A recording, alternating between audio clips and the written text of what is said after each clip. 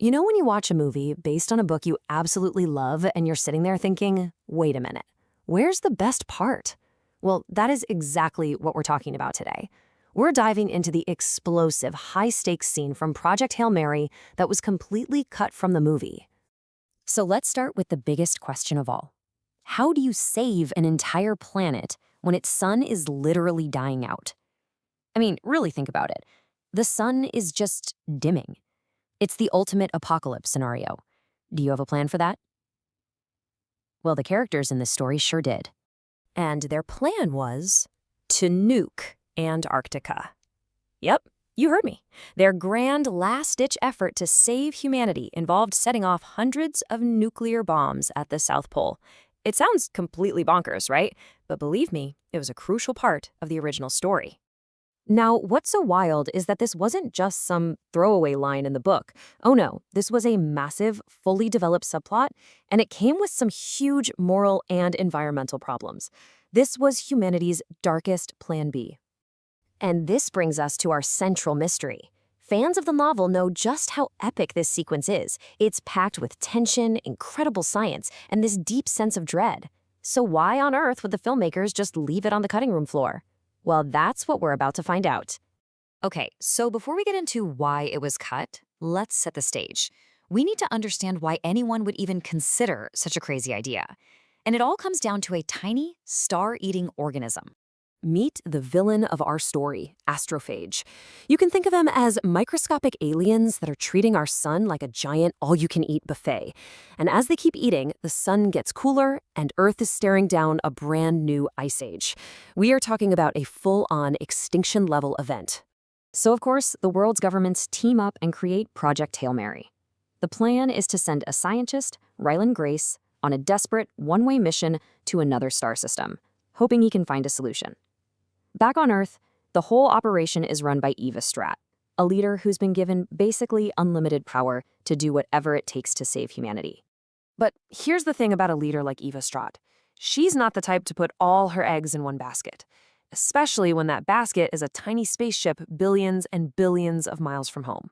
Nope, she needed an insurance policy. She needed a plan B, right here on Earth. So let's jump into the details from the book. This is where we get into that absolutely wild Antarctic gambit. 241. Just let that number sink in. That is how many nuclear weapons Eva Strat got ready for her backup plan. An entire arsenal capable of just unimaginable destruction, all repurposed for one final, desperate act. And the scale of this plan was just staggering.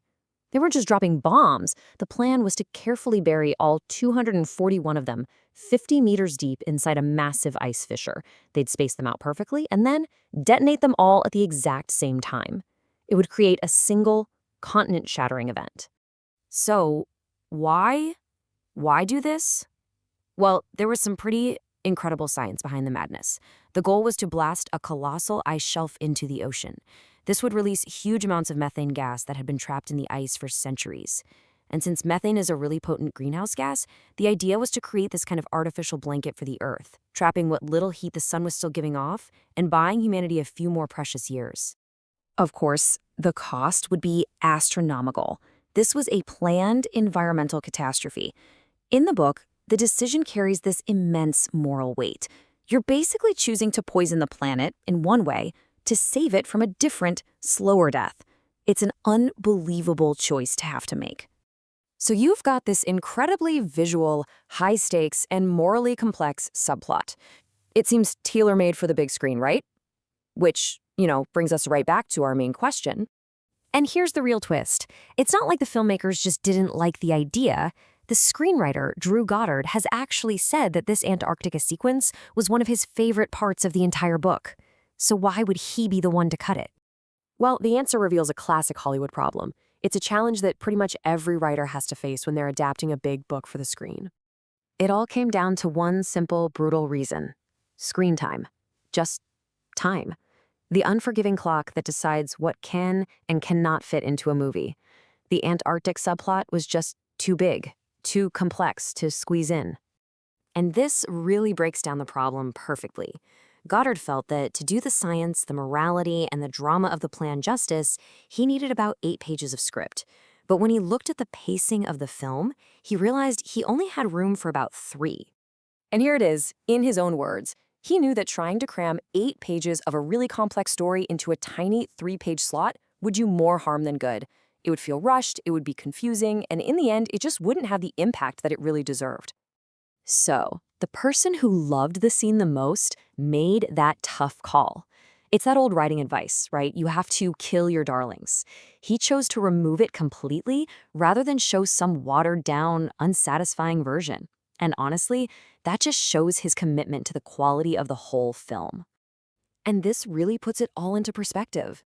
Goddard said that out of his 10 favorite things from the book, 9 of them actually made it into the movie.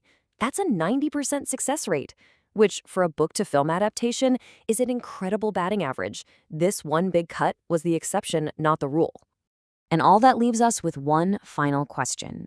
In the art of adaptation, what's more important? Being completely faithful to the source material or making the tough cuts you need to make to create the best possible movie? It's a debate with no easy answer. But in the case of Project Hail Mary, the creators chose to protect the story by letting one of its best parts go.